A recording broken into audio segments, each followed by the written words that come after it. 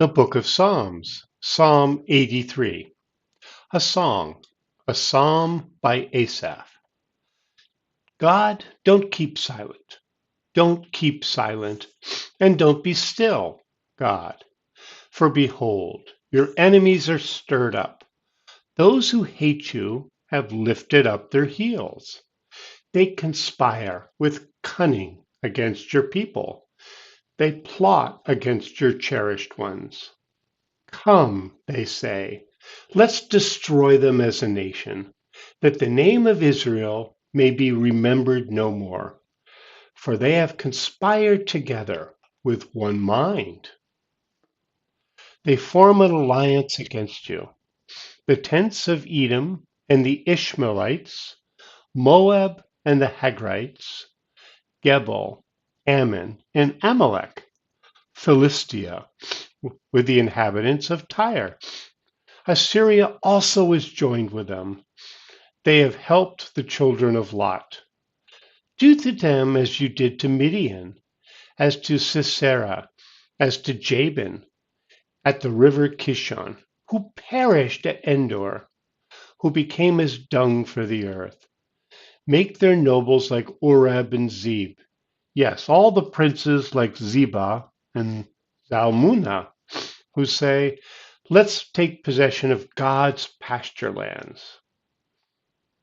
My God, make them like tumbleweed, like chaff before the wind, as the fire that burns the forest, as the flame that sets the mountains on fire, to pursue them with your tempest and terrify them with your storm. Fill their faces with confusion, that they may seek your name, Yahweh. Let them be disappointed and dismayed forever. Yes, let them be confounded and perish. That they may know that you alone, whose name is Yahweh, are the most high over all the earth.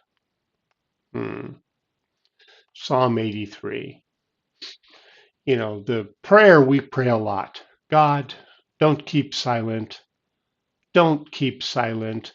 And don't be still, God. We pray this a lot. Sometimes we're almost tired of praying because it seems like God is silent. And you kind of know that he isn't. He's just waiting for the perfect time to move. Our frustration must be frustrating to God. So just wait a few weeks or a few days or even a few hours. I'm working. Just wait for the perfect timing. I see it as if it's already happened. Relax. But in verse 2, it said, your enemies are stirred up. Those who hate you have lifted up their heads. They conspire. They plot against your cherished ones. Let's destroy them as a nation, that the name of Israel may be remembered no more. It's tough to live in Israel and be, an Israelite. They've been constantly attacked. Here they are in the Old Testament, and they're saying, let's destroy them as a nation. And even today, it's the same story. It's a different cast of characters, but everyone seems to be against Israel. Why is this such a theme that everyone is against God all the time? It's hard to hear, and it's disappointing. And it says, come, they say, let's destroy them as a nation, that the name of Israel may be remembered no more. Very difficult words. So you've got the tents of Edom, the Ishmaelites, Moab and the Hagrites, Gebal, Ammon and Amalek, Philistia, Tyre, Assyria, so all these great groups of people all conspiring against Israel. Kind of a testament to Israel that they took them all on and they're still okay, with the help of God. But then he says that God has protected him in the past. He did this at Midian, at Sisera, to Jabin, at the river Kishon. He did this at Endor. Remember, there's a famous story about the witch of Endor. I think that's the same place.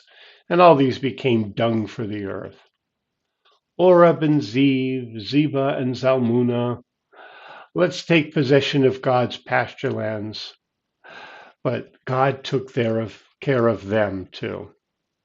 Verse 13, God made them like tumbleweed. I found that to be interesting. They had tumbleweed back then. I mean, we have this in the Old West. It's one of the most interesting feature of the Old West in America.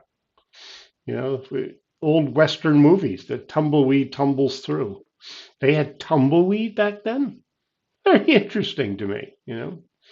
Hmm, interesting. So God make them like tumbleweed, or as fire, that burns the forest. Terrify them with your storm. Fill their faces with confusion. And why? That they may seek your name, Yahweh. They don't have the power, God does. Let them be disappointed and dismayed forever, confounded, and perish. Why?